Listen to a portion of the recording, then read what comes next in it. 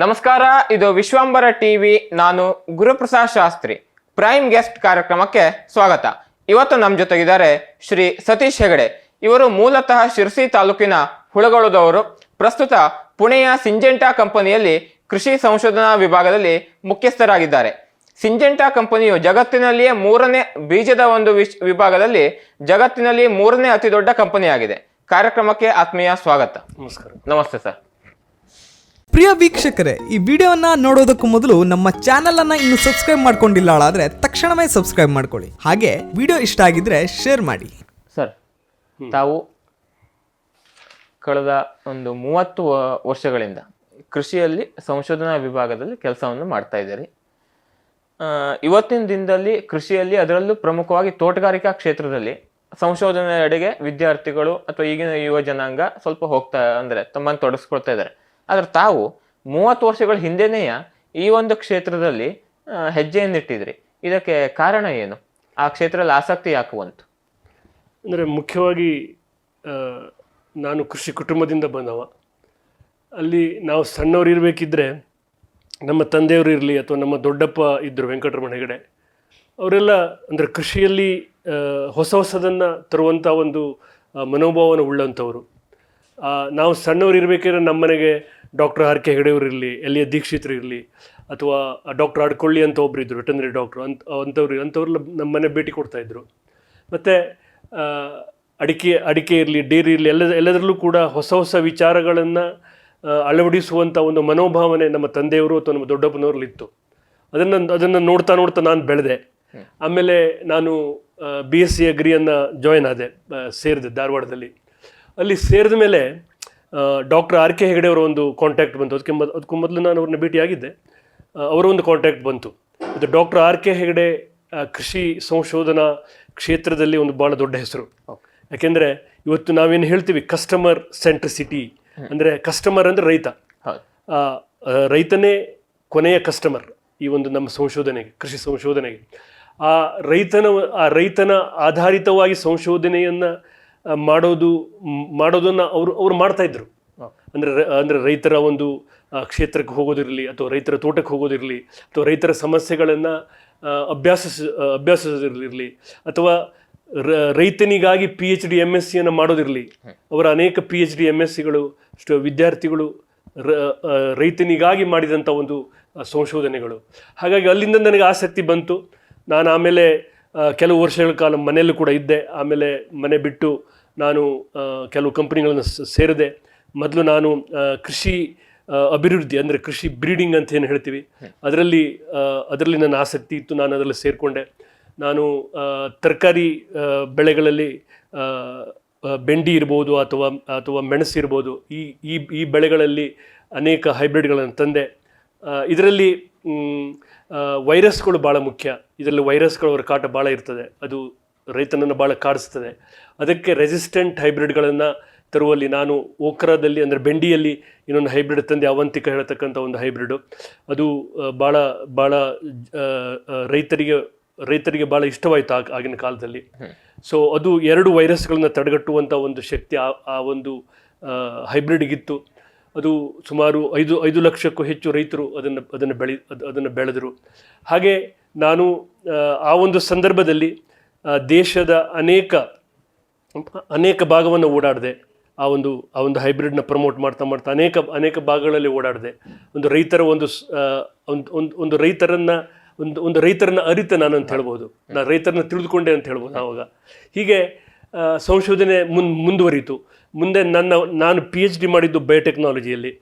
So ಆ ಒಂದು molecular biology ಅಂತ ಹೇಳ್ತೀವಿ, ಅಂದರೆ ಅಣ್ಣುವ ಶಾಸ್ತ್ರ, ಅದರ ಒಂದು ಸಾಮರ್ಥ್ಯ ಅಥವಾ ಅದನ್ನು ರೈತರಿಗೆ ಯಾವ ರೀತಿ ತಲುಪಿಸಬಹುದು ಅನ್ನುವುದನ್ನು ಕೂಡ ನಾನು ಸಂಶೋಧನೆ ಮೂಲಕ ಮಾಡಿದೆ.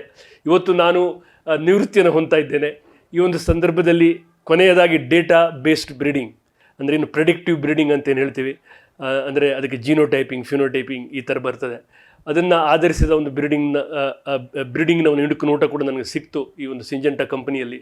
ಇದು ಬಹುರಾಷ್ಟ್ರೀಯ ಕಂಪನಿ ಆಗಿದ್ದರಿಂದ ಇಲ್ಲಿ ತಾಂತ್ರಿಕತೆ, ಟೆಕ್ನಾಲಜಿಗೆ ಭಾಳ ಒತ್ತನ್ನು ಕೊಡ್ತಾರೆ. ಹಾಗಾಗಿ ಇವತ್ತು ಅದನ್ನು ಕೂಡ ಅಂದರೆ ಅದನ್ನು ಕೂಡ ನೋಡುವಂಥ ಒಂದು ಅವಕಾಶ ನನಗೆ ಸಿಕ್ತು. ಹಾಗಾಗಿ ನನ್ನ ಒಂದು ಕಳೆದ 30 ವರ್ಷಗಳಲ್ಲಿ ಸಂಶೋಧನೆಯೇ ನನಗೆ ಭಾಳ ಇಷ್ಟವಾದದ್ದು, ಸಂಶೋಧನೆ ನನಗೆ ಭಾಳ ಹತ್ತಿರವಾದದ್ದು. ಇವತ್ತಿಗೂ ನಾನು ಸಂಶೋಧನೆಯಲ್ಲೇ ಬದುಕಲಿಕ್ಕೆ ಇಷ್ಟಪಡ್ತೇನೆ.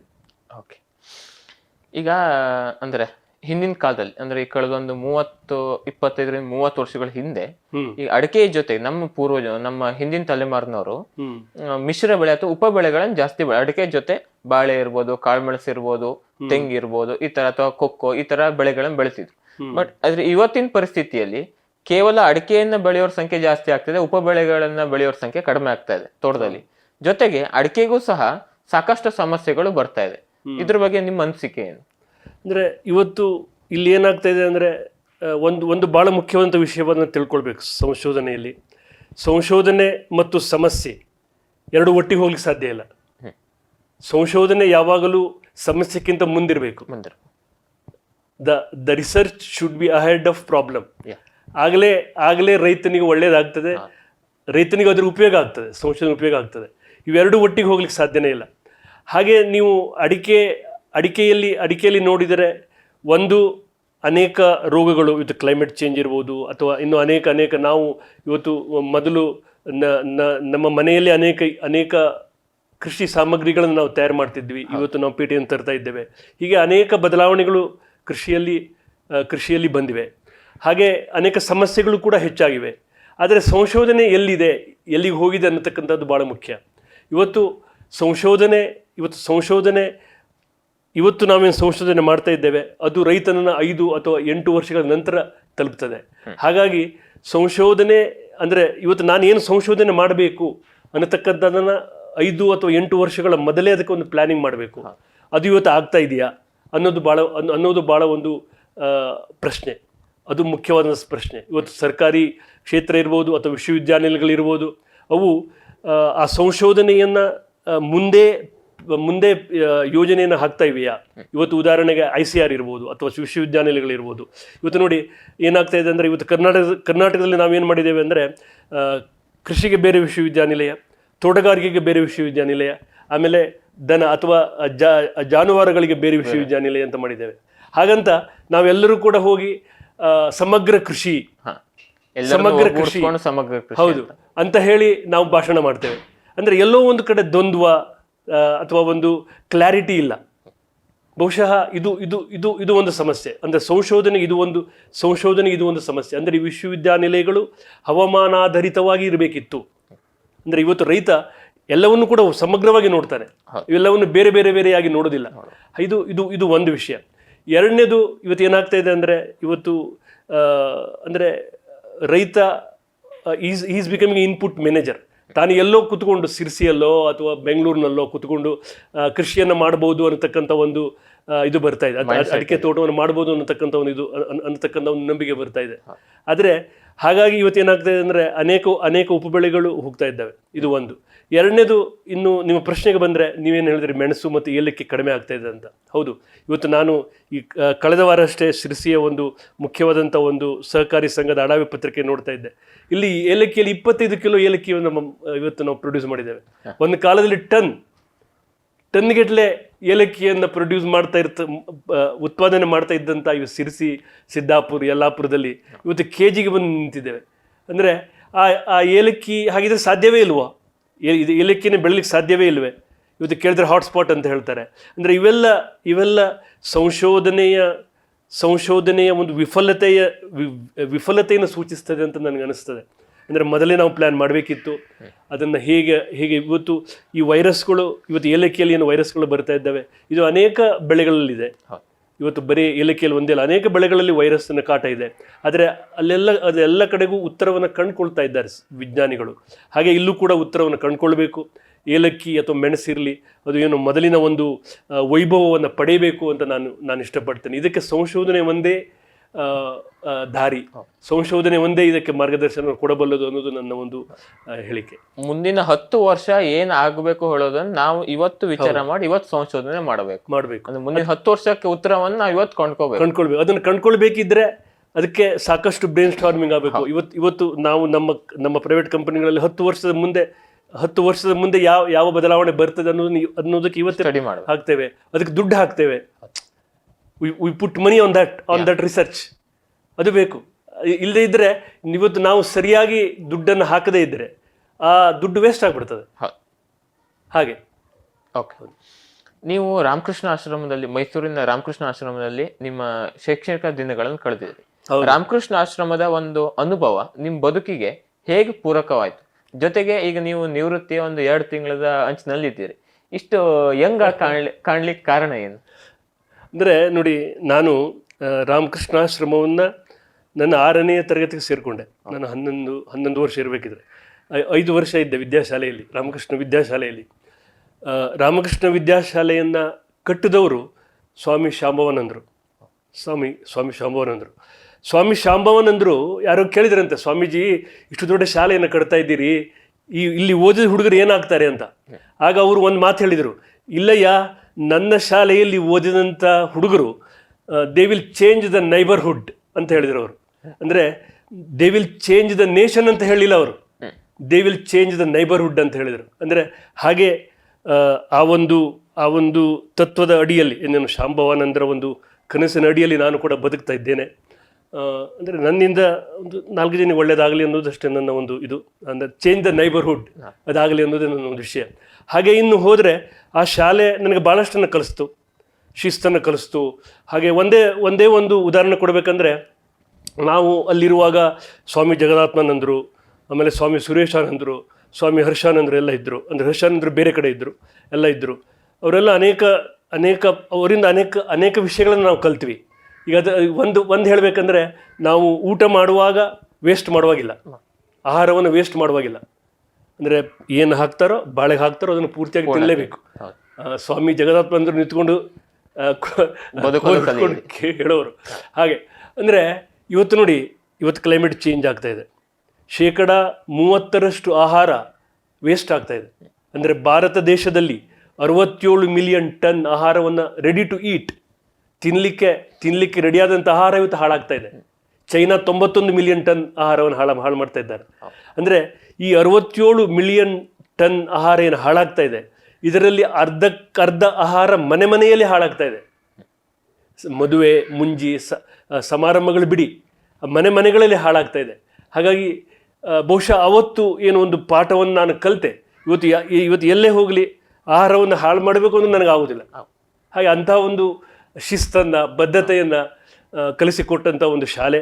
ಇನ್ನು ನನ್ನ ವೈಯಕ್ತಿಕ ಮಟ್ಟಕ್ಕೆ ನನ್ನ ವೈಯಕ್ತಿಕ ವಿಷಯಕ್ಕೆ ಬಂದರೆ, ನಾನು ದಿವಸ ವ್ಯಾಯಾಮವನ್ನು ಮಾಡ್ತೇನೆ, ಆಹಾರವನ್ನು ನಿಯಂತ್ರಿಸ್ತೇನೆ ಅಷ್ಟೇ ಹೊರತು ಭಾಳ ದೊಡ್ಡೇನು ನಾನು ಮಾಡಲಿಲ್ಲ. ಆದರೆ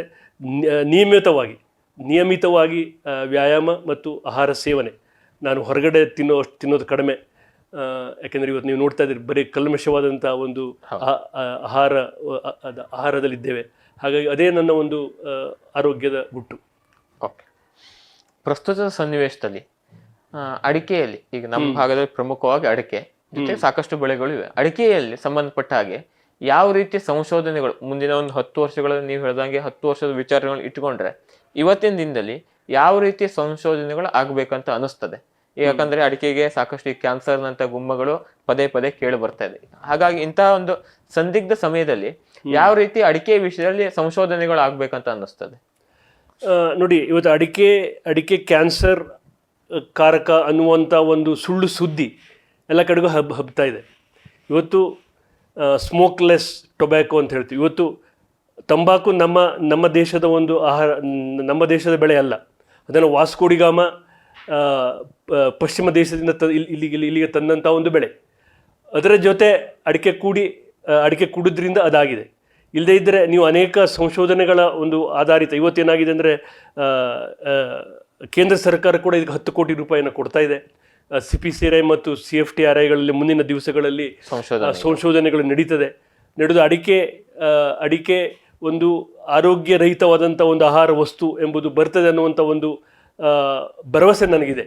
ಯಾಕೆಂದರೆ ಅಡಿಕೆ ಭಾಳ ವರ್ಷಗಳಿಂದ ನಮ್ಮಲ್ಲಿ ಉಪಯೋಗಿಸಿಕೊಂಡು ಬಂದಿರತಕ್ಕಂಥ ಒಂದು ಆಹಾರ. ಅದರಲ್ಲಿ ಅನೇಕ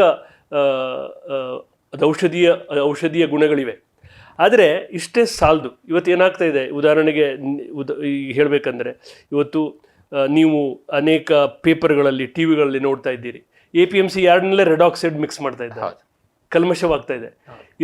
ಇವು ಅಥವಾ ವ್ಯಾಪಾರಿಗಳ ಹಂತದಲ್ಲಿರಲಿ ಅಥವಾ APMC ಯಾರ್ಡ್ಗಳಿರಲಿ ಇದು ಆಗ್ತಾ ಇದೆ. ಇದು ಆಗಬಾರ್ದು. ಇವತ್ತು ಪ್ಯೂರ್ ಅಡಿಕೆ ತನ್ನ ಒಂದು ಯಾರು ಸೇವಿಸ್ತಾರೋ ಅವ್ರಿಗೆ ತಲುಪಬೇಕು. ಹಾಗಾಗಿ ಬಹುಶಃ ನನಗನ್ನಿಸ್ತದೆ APMC ಅವರು ಇದ್ರ ಬಗ್ಗೆ ಸ್ವಲ್ಪ ಜಾಸ್ತಿ ಗಮನ ಹರಿಸಬೇಕು. ಅಂದರೆ ಯಾರು ಅದರ ಬಗ್ಗೆ ಸ್ವಲ್ಪ ಸ್ಟ್ರಿಕ್ಟ್ ಆಗಿ ಇದನ್ನು ಮಾಡಬೇಕು ಅಂತ ನನಗೆ ಅನಿಸ್ತದೆ. ಹಾಗೆ ಇನ್ನೂ ಅನೇಕ ಸಂಶೋಧನೆಗಳ ಅವಶ್ಯಕತೆ ಇದೆ ಅಡಿಕೆಯಲ್ಲಿ. ಇವತ್ತು ಎಲೆ ಚುಕ್ಕೆ ರೋಗ ಇರ್ಬೋದು, ಅಥವಾ ಇವತ್ತು ಹೊಸ ವೈರಸ್ಗಳು ಬರ್ತಾ ಇದ್ದಾವೆ, ಅಥವಾ ಸಾವಯವ ಕೃಷಿ ಇರ್ಬೋದು. ಅದು ಯಾವುದೇ ಇರಲಿ, ಫಸ್ಟು ರೈತರನ್ನು, ವಿಜ್ಞಾನಿಗಳನ್ನು, ಸಂಸ್ಥೆಗಳನ್ನು ಕೂಡಿಸ್ಕೊಂಡು ಏನು ಮಾಡಬೇಕು ಮುಂದಿನ 10 ಅಥವಾ ಮುಂದಿನ 7-8 ವರ್ಷಗಳಲ್ಲಿ ಏನು ಸಂಶೋಧನೆ ಆಗಬೇಕು. ಇವತ್ತು ನೀವು ಫೈಟ್ ಆಫ್ ಥರಕ್ಕೆ ಹೆಚ್ಚು ಒತ್ತು ಕೊಡಬೇಕೋ, ಅಥವಾ ಕೊಲೆಟೋಟ್ರೈಕೆಮಿಗೆ ಹೆಚ್ಚು ಒತ್ತು ಕೊಡಬೇಕೋ, ಅಥವಾ ಇವೆರಡರಲ್ಲಿ ಎಷ್ಟು ಒತ್ತನ್ನು ನಾವು ಕೊಡಬೇಕು ಅನ್ನತಕ್ಕಂಥ ಒಂದು ಬ್ಲೂ ಪ್ರಿಂಟ್ ಫಸ್ಟು ರೆಡಿ ಆದರೆ ಭಾಳ ಒಳ್ಳೆಯದು. ಇದರಿಂದ ಮುಂದಿನ 7-8 ವರ್ಷಗಳಲ್ಲಿ ಸಂಶೋಧನೆಗೆ ಒಂದು ಸರಿಯಾದಂಥ ಒಂದು ದಾರಿ ಸಿಗ್ತದೆ ಅನ್ನೋದು ನನ್ನ ಒಂದು ಇದು. ಓಕೆ, ಮತ್ತೆ ನೀರು ಅಥವಾ ಹಂಗೆ ತರಬೇಕು, ಕಂಫರ್ಟ್ ಇದು. ಸರ್, ಈಗ ತಾವು ಕಳೆದ 30 ವರ್ಷಗಳಲ್ಲಿ ಈಗ ನಮ್ಮ ದೇಶದ ಹೊರತಾಗಿ ಸಾಕಷ್ಟು ವಿದೇಶಗಳಲ್ಲಿ ಕೃಷಿ ಸಂಬಂಧಪಟ್ಟ ಅಧ್ಯಯನ, ಸಂಶೋಧನೆ ಸಂಬಂಧಪಟ್ಟ ಹಾಗೆ ಪ್ರವಾಸಗಳನ್ನು ಮಾಡಿದರೆ, ಕೆಲಸವನ್ನು ಸಹ ಮಾಡಿದೆ. ಹಾಗಾಗಿ ಅಲ್ಲಿಯ ಒಂದು ಕೃಷಿ ಪದ್ಧತಿಗೂ ಅಥವಾ ಒಂದು ಕೃಷಿ ಅನುಭವಕ್ಕೂ ನಮ್ಮ ಭಾಗದಲ್ಲಿನ ಕೃಷಿ ಪದ್ಧತಿಗೂ ಏನು ವ್ಯತ್ಯಾಸ? ಯಾಕಂದ್ರೆ ಮತ್ತು ಅದ್ರ ಜೊತೆಗೆ ಈಗ ನಮ್ಮ ಭಾಗದಲ್ಲಿ ಅಂದ್ರೆ ನಮ್ಮ ಮಲೆನಾಡು ಭಾಗದಲ್ಲಿ ಕೃಷಿಯನ್ನು ಬಹುತೇಕ ಸೋಲುತ್ತಿರುವ ಕ್ಷೇತ್ರ ಅಂತ ಹೇಳ್ಬೋದು. ಯಾಕಂದ್ರೆ ಹಳ್ಳಿಗಳು ವೃದ್ಧಾಶ್ರಮಗಳಾಗಿವೆ, ಯುವಕರು ಸಾಕಷ್ಟು ಅಂದ್ರೆ ಪಟ್ಟಣ ಎಡೆಗೆ ಹೋಗ್ತಾ ಇದ್ದಾರೆ. ಹಾಗಾಗಿ ಸೋಲುತ್ತಿರುವ ಕೃಷಿ ಕ್ಷೇತ್ರಕ್ಕೆ ನಿಮ್ಮ ಸಲಹೆ ಏನು? ಈಗ ಹೊರಗಡೆಯಿಂದ ಅಲ್ಲಿ ವ್ಯತ್ಯಾಸ, ಇಲ್ಲಿ ವ್ಯತ್ಯಾಸ ಏನು? ನೋಡಿ, ನಾನು ಅನೇಕ ದೇಶಗಳಿಗೆ ಹೋಗಿದ್ದೇನೆ. ಉದಾಹರಣೆಗೆ ಚೈನಾ ತಗೊಳ್ಳಿ. ಚೈನಾಕ್ಕೆ 4 ಸರಿ ಹೋಗಿದ್ದೇನೆ. ಚೈನಾ ಕೃಷಿಯನ್ನು ಅರ್ಥ ಮಾಡ್ಕೊಳ್ಳಿಕ್ಕೆ ನನಗೆ ಭಾಳ ಹೊತ್ತಿಡಿತು. ಓಕೆ, ಅಂದರೆ ಇವತ್ತು ಬೇರೆ ದೇಶದ ಕೃಷಿಯನ್ನು ಇಲ್ಲಿ ತಂದು ಮಾಡೋದು ಸಾಧ್ಯನೇ ಇಲ್ಲ. ನಮ್ಮ ಕೃಷಿ ಪದ್ಧತಿಯೇ ಬೇರೆ, ನಮ್ಮ ರೈತರೇ ಬೇರೆ, ನಮ್ಮ ಇದೇ ಬೇರೆ, ನಮ್ಮ ಒಂದು ಪದ್ಧತಿಗಳೇ ಬೇರೆ. ಇವತ್ತು ಉದಾಹರಣೆಗೆ ತಗೊಂಡ್ರೆ ಚೈನಾದಲ್ಲೂ ಕೂಡ ಸಣ್ಣ ರೈತರೇ, ಆದರೆ ಅಲ್ಲಿ ಎಲ್ಲವೂ ಸರ್ಕಾರದ ಕೆಳಗೆ ಆಗ್ತದೆ. ಇವತ್ತು ಅಂದ್ರೆ ಅದು ಕಮ್ಯುನಿಸ್ಟ್ ಕೃಷಿ, ನಮ್ಮದು ಕ್ಯಾಪಿಟಲಿಸ್ಟ್ ಕೃಷಿ. ಇವತ್ತು ಹೇಗೆ ನನ್ನ ಅಪ್ಪ, ನನ್ನ ಅಜ್ಜ ಹೆಂಗೆ ಜಮೀನು ಬಂತು, ಹಾಗೆ ನನ್ನಿಂದ ನನ್ನ ಮಕ್ಕಳಿಗೆ, ನನ್ನ ಮೊಮ್ಮಕ್ಕಳಿಗೆ ಹೋಗ್ತದೆ. ಅಲ್ಲಿ ಚೈನಾದಲ್ಲಿ ಹಾಗಲ್ಲ, ಅಲ್ಲಿ ಸರ್ಕಾರ ಮಾನಿಟರ್ ಮಾಡಿ. ಹೌದು, ಕಮ್ಯುನಿಸ್ಟ್ ಕೃಷಿ. ಹಾಗಾಗಿ ಅಲ್ಲಿಯೂ ಕೂಡ ಅನೇಕ ಸಮಸ್ಯೆಗಳಿದ್ದಾವೆ. ಆ ಸಮಸ್ಯೆಗಳು ಆ ಒಂದು ಕೃಷಿಯನ್ನು ಇಲ್ಲಿ ತಂದು ಮಾಡ್ತೇನೆ ಅನ್ನೋದು ಸ್ವಲ್ಪ ಕಷ್ಟ. ಇವತ್ತು ಯುರೋಪ್ದಲ್ಲಿ, ಇವತ್ತು ಅಮೆರಿಕ ತಗೊಂಡ್ರೆ ಅಮೆರಿಕದಲ್ಲಿ ಒಬ್ಬ ರೈತನಿಗೆ ಸರಾಸರಿ ಒಬ್ಬ ರೈತನಿಗೆ 380 ಎಕರೆ ಇದೆ. ನೀವು ಆಸ್ಟ್ರೇಲಿಯಾದಲ್ಲಿ ತಗೊಂಡ್ರೆ ಸರಾಸರಿ ಒಬ್ಬ ರೈತನಿಗೆ ಆಸ್ಟ್ರೇಲಿಯಾ 1000 ಎಕರೆ ಇದೆ. ಹಾಗಾಗಿ ಇವತ್ತು ಅಲ್ಲಿಯ ಒಂದು ಸಮಸ್ಯೆಗಳೇ ಬೇರೆ, ಅಲ್ಲಿಯ ಒಂದು ಪದ್ಧತಿಗಳೇ ಬೇರೆ. ಹಾಗಾಗಿ ಇವತ್ತು ನಮ್ಮ ಒಂದು ದೇಶದಲ್ಲಿ ಏನಪ್ಪ ನಮ್ಮ ದೇಶದಲ್ಲಿ ನೋಡಿದರೆ, ನಮ್ಮ ದೇಶದಲ್ಲಿ ಸಣ್ಣ ರೈತ ಇವತ್ತು 85% ರೈತರು ಸಣ್ಣ ರೈತರು. ಇವತ್ತು ಈ ಒಂದು ಕ್ಲೈಮೇಟ್ ಚೇಂಜ್ ಏನು ಬರ್ತಾ ಇದೆ, ಇವತ್ತು ಕ್ಲೈಮೇಟ್ ಡಿಟ್ಯೂರೇಷನ್ ನಾವೇನು ಹೇಳ್ತೀವಿ, ಇದು ಫಸ್ಟ್ ತೊಂದರೆಗಾಳುವನೇ ಸಣ್ಣ ರೈತ. ಸೊ ಹಾಗಾಗಿ ಇವೆಲ್ಲವನ್ನು ನಾವು ಮನಗೊಂಡ್ಕೊಂಡು ನಮ್ಮ ಒಂದು ಕೃಷಿ ಪದ್ಧತಿಯನ್ನು, ಕೃಷಿ ಸಂಶೋಧನೆಯನ್ನು, ಕೃಷಿ ಯೋಜನೆಯನ್ನು ನಮ್ಮ ಒಂದು ದೇಶಕ್ಕೆ ಸರಿಯಾಗುವಂತೆ ನಾವು ಅನುಸರಿಸಿಕೊಳ್ಬೇಕಾದದ್ದು ಭಾಳ ಮುಖ್ಯ. ನಮ್ಮಲ್ಲಿ ಮಾರ್ಕೆಟಿಂಗು, ಇವತ್ತು ನೀವು ಚೈನಾ ತೆಗೆದುಕೊಂಡ್ರೆ ಅಲ್ಲಿ ಪ್ರತಿಯೊಂದು ಸರ್ಕಾರವೇ ಮಾಡ್ತದೆ. ಇವತ್ತು ಪ್ರತಿಯೊಬ್ಬ ರೈತನಿಂದ, ಇವತ್ತು ಉದಾಹರಣೆಗೆ ನೀವು ಕಲ್ಲಂಗಡಿ ಹಣ್ಣು ತೊಗೊಂಡ್ರೆ ಪ್ರತಿಯೊಬ್ಬ ರೈತನ ಕಲ್ಲಂಗಡಿ ಹಣ್ಣು ಶೇಖರಿಸಿ ಅದನ್ನು ತಾಲೂಕು ಮಟ್ಟಕ್ಕೆ ತೊಗೊಂಡೋಗಿ ಮುಂದೆ ಬೀಜಿಂಗೋ ಶಾಂಘಾಯಿಗೋ ತೊಗೊಂಡೋಗುವಂಥ ಕೆಲಸವನ್ನು ಸರ್ಕಾರವೇ ಮಾಡ್ತಾರೆ. ಅದು ಇಲ್ಲಿ ಹಾಗಲ್ಲ, ಇಲ್ಲಿ ಪ್ರೈವೇಟ್. ಹಾಗಾಗಿ ಅಲ್ಲಿಯ ಒಂದು ಕೃಷಿಗೂ ಇಲ್ಲಿಯ ಒಂದು ಕೃಷಿಗೂ ಭಾಳ ವ್ಯತ್ಯಾಸ ಇದೆ. ಹಾಗಾಗಿ ನಮ್ಮದೇ ಆದಂಥ ಯೋಜನೆಯನ್ನು ನಾವು ಮಾಡ್ಕೊಳ್ಳೋದು ಭಾಳ ಮುಖ್ಯ.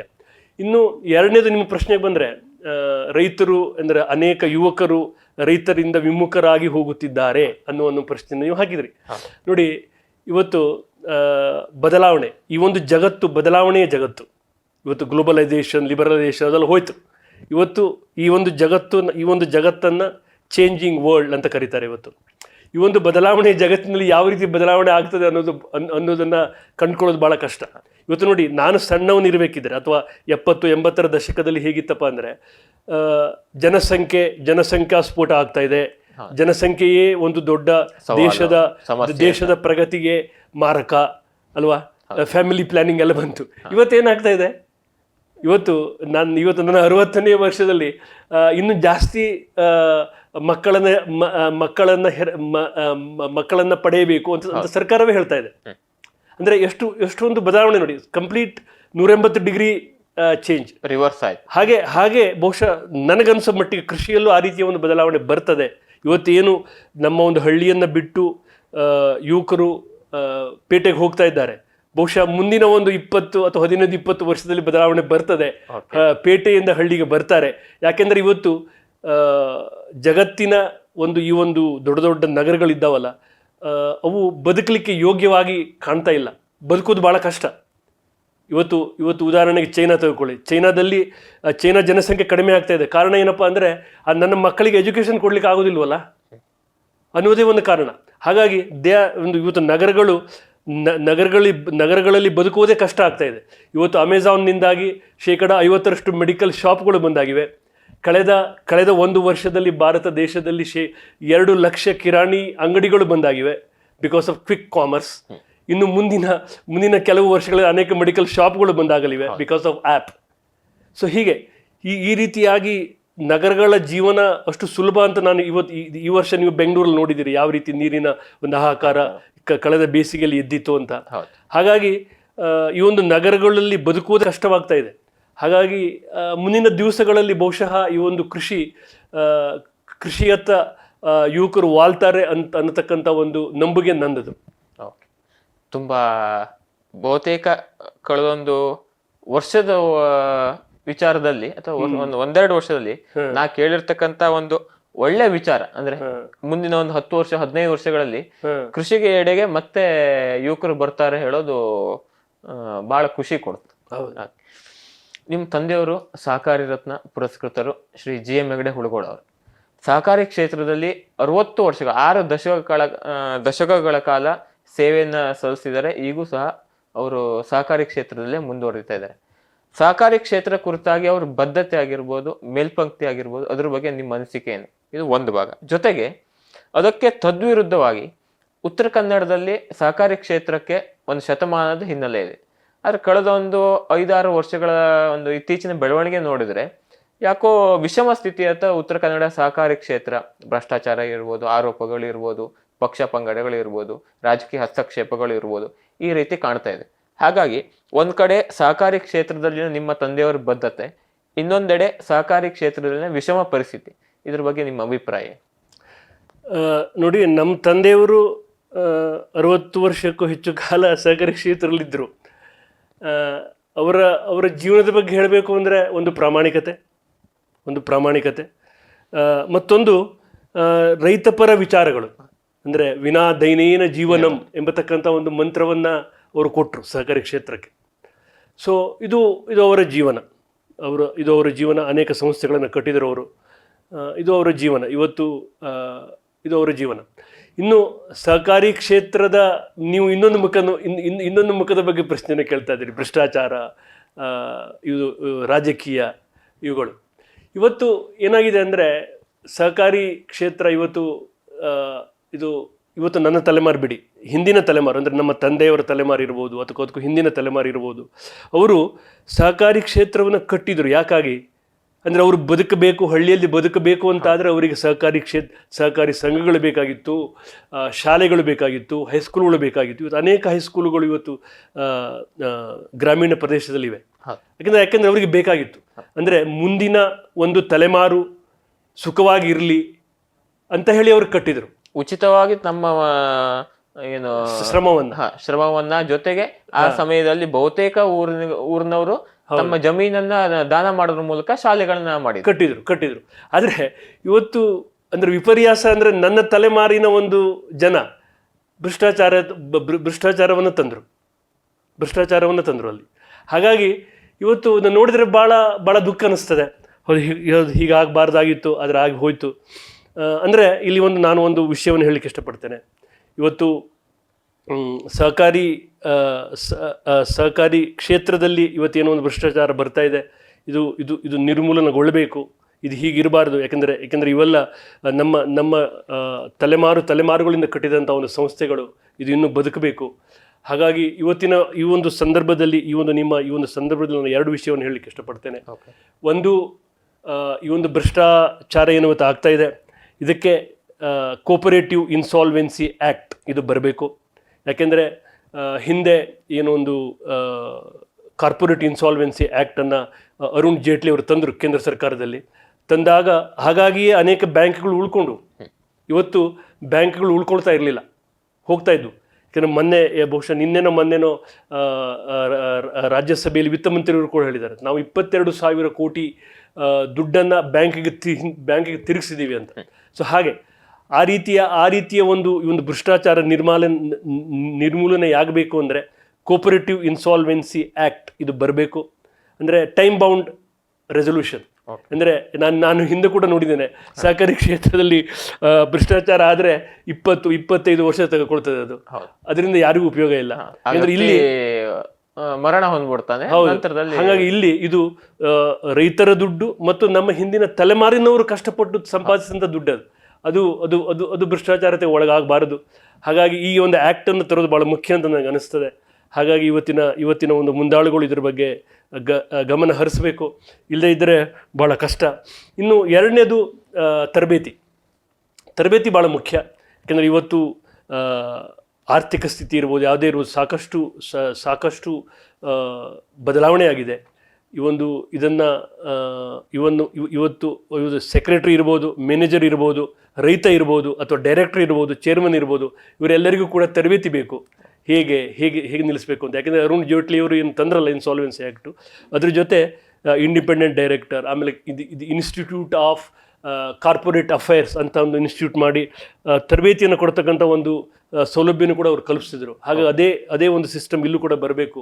ಬಂದಾಗ ಮಾತ್ರ ಈ ಒಂದು ಸಹಕಾರಿ ಕ್ಷೇತ್ರ ಇನ್ನೂ ಅಭಿವೃದ್ಧಿಗೊಳ್ಳಿಕ್ಕೆ ಸಾಧ್ಯ. ಓಕೆ, ಸಹಕಾರಿ ಕ್ಷೇತ್ರದ ಹಿನ್ನೆಲೆ ತಮಗಿದೆ. ಈಗ ನಿವೃತ್ತಿಯ ಅಂಚಿನಲ್ಲಿದ್ದೀರಿ. ನಿವೃತ್ತಿಯ ನಂತರ ಇಲ್ಲಿ ಊರಿಗೆ ಬಂದು ಸಹಕಾರಿ ಕ್ಷೇತ್ರ ಹತ್ರ ಮುಖ ಮಾಡ್ತಿರೋ ಅಥವಾ ಕೃಷಿ ಹತ್ರ ತೊಡಗಿಸ್ಕೊಳ್ತಿರೋ? ಕೃಷಿಯಲ್ಲಿ ತೊಡಗಿಸ್ಕೊಳ್ಬೇಕು ಅಂತ ಇದೆ ನನಗೆ. ಆದರೆ ಸಹಕಾರಿ ಕ್ಷೇತ್ರಕ್ಕೆ ಬರಬೇಕು ಅನ್ನೋ ವಿಚಾರ ನನಗಿಲ್ಲ. ಯಾಕೆಂದರೆ ನೋಡಿ, ಇವತ್ತಿನ ಒಂದು ಏನೋ ಸಮಸ್ಯೆ ಆಗಿದೆ, ಇವತ್ತೇನೋ ಒಂದು ಭ್ರಷ್ಟಾಚಾರ ರಾಜಕೀಯ ಎಲ್ಲ ಬರ್ತಾ ಇದೆ ಸಹಕಾರಿ ಕ್ಷೇತ್ರದಲ್ಲಿ. ಇದಕ್ಕೆ ಕಾರಣ ನನ್ನ ತಲೆಮಾರಿನವರು. ಹಾಗಾಗಿ ನನ್ನ ತಲೆಮಾರಿನವರಿಂದ ಈ ಒಂದು ಸಮಸ್ಯೆಗೆ ಉತ್ತರ ಸಿಗ್ಲಿಕ್ಕೆ ಸಾಧ್ಯ ಇಲ್ಲ. ಯಾಕೆಂದರೆ ನನ್ನ ತಲೆಮಾರಿನವರು ಈ ಸಮಸ್ಯೆಯ ಭಾಗ, ಉತ್ತರದ ಭಾಗ ಅಲ್ಲ. ಯಾವ ಒಂದು ಉತ್ತರವನ್ನು ನನ್ನ ತಂದೆಯವರ ತಲೆಮಾರು ಅಥವಾ ಹಿಂದಿನ ತಲೆಮಾರಿನವರು ಕೊಟ್ಟರು, ಆದರೆ ನನ್ನ ತಲೆಮಾರಿನವರು ಆ ಸಮಸ್ಯೆಯ ಒಂದು ಭಾಗವಾಗಿದ್ದಾರೆ. ಹಾಗಾಗಿ ಆ ಕ್ಷೇತ್ರಕ್ಕೆ ನಾನು ಬರಲಿಕ್ಕೆ ಇಷ್ಟಪಡೋದಿಲ್ಲ. ಯಾಕೆಂದರೆ ರೈತರು ಒಪ್ಕೊಳ್ಳಿಕ್ಕಿಲ್ಲ. ಆದರೆ ಒಂದು ಮಾತನ್ನು ನಿಮ್ಮ ಈ ಒಂದು ಟಿ ವಿಯ ಮೂಲಕ ನಾನು ಹೇಳಲಿಕ್ಕೆ ಇಷ್ಟಪಡ್ತೇನೆ. ನಮ್ಮ ಮುಂದಿನ ತಲೆಮಾರು ಈ ಕ್ಷೇತ್ರಕ್ಕೆ ಬನ್ನಿ, ಸಹಕಾರಿ ಕ್ಷೇತ್ರಕ್ಕೆ ಬನ್ನಿ. ಇವತ್ತೇನು ನಮ್ಮ ತಲೆಮಾರಿನವರು ಮಾಡಿದಾರಲ್ಲ, ಈ ಒಂದು ಭ್ರಷ್ಟಾಚಾರವನ್ನು ನಿರ್ಮೂಲನೆ ಮಾಡುವಲ್ಲಿ ಪಾತ್ರವನ್ನು ವಹಿಸಿ ಈ ಒಂದು ಸಹಕಾರಿ ಕ್ಷೇತ್ರವನ್ನು ಉಳಿಸಿ ಬೆಳೆಸಿ ಅಂತ ಕೇಳ್ಕೊಳ್ತೇನೆ. ಇವತ್ತಿನ ಪ್ರೈಮ್ ಗೆಸ್ಟ್ ಕಾರ್ಯಕ್ರಮದಲ್ಲಿ ನಮ್ಮ ಜೊತೆ ಉಪಸ್ಥಿತರಿದ್ದು ಅಭಿಪ್ರಾಯ ಅನಿಸಿಕೆ ಹಂಚಿಕೊಂಡಿರುವ ಶ್ರೀ ಸತೀಶ್ ಹೆಗಡೆ ಹುಳಗೋಳ ಇವರಿಗೆ ವಿಶ್ವಂಬರ ಟಿವಿ ವತಿಯಿಂದ ಹೃತ್ಪೂರ್ವಕ ಕೃತಜ್ಞತೆಗಳನ್ನ ಸಲ್ಲಿಸ್ತಾ ಇದ್ದೇವೆ. ವಿಶ್ವಂಬರ ಟಿವಿ ಕುರಿತಾಗಿ 1-2 ಅನಿಸಿಕೆಯನ್ನು ಹಂಚ್ಕೋಬೇಕಂತ ಕೇಳ್ಕೊತೀನಿ. ನೋಡಿ, ಇವತ್ತು ಮೀಡಿಯಾದಲ್ಲೂ ಕೂಡ ಸಾಕಷ್ಟು ಬದಲಾವಣೆ ಬರ್ತಾ ಇದೆ. ಅಂದರೆ ಜನ ಪ್ರಿಂಟ್ ಮೀಡಿಯಾದಿಂದ ಡಿಜಿಟಲ್ ಮೀಡಿಯಾದತ್ತ ಹೋಗ್ತಾ ಇದ್ದಾರೆ. ಅಂದರೆ ಇವತ್ತು ಉದ್ದ ಪೇಪರ್ ಓದೋದು ಅದೆಲ್ಲ ನಾನು ಕೂಡ ಮೊದಲು ಮಾಡ್ತಾ ಇದ್ದೆ, ನಾನು ಕೂಡ ಬಿಡ್ತಾ ಇದ್ದೀನಿ. ಹಾಗಾಗಿ ಈ ಒಂದು ಡಿಜಿಟಲ್ ಮೀಡಿಯಾದಲ್ಲಿ ಈ ಒಂದು ವಿಶ್ವಾಂಬರ ಟಿ ವಿ ಏನೋ ಒಂದು ಸೇವೆಯನ್ನು ಸಲ್ಲಿಸ್ತಾ ಇದೆ. ಇದು ನಿಜವಾಗಿಯೂ ಶ್ಲಾಘನೀಯ. ಮುಂದುವರಿಸಿ ಇನ್ನೂ ಅನೇಕ ವ್ಯಕ್ತಿಗಳು ಬರಲಿ, ಮಾತಾಡಲಿ, ಅದು ರೈತರಿಗೆ ಅವರ ಲಾಭ ಸಿಗಲಿ ಅಂಥ ಒಂದು ಕೆಲಸವನ್ನು ಮಾಡ್ತಾ ಇರತಕ್ಕಂಥ ವಿಶ್ವಂಬರ ಟಿ ವಿಗೆ ನನ್ನ ನಮಸ್ಕಾರಗಳು. ಧನ್ಯವಾದ. ವೀಕ್ಷಕ ಮಹಾಪ್ರಭುಗಳೇ, ನಮ್ಮ ಚಾನಲ್ ಅನ್ನು ಸಬ್ಸ್ಕ್ರೈಬ್ ಮಾಡಿ, ಶೇರ್ ಮಾಡಿ, ಪ್ರೋತ್ಸಾಹಿಸಿ.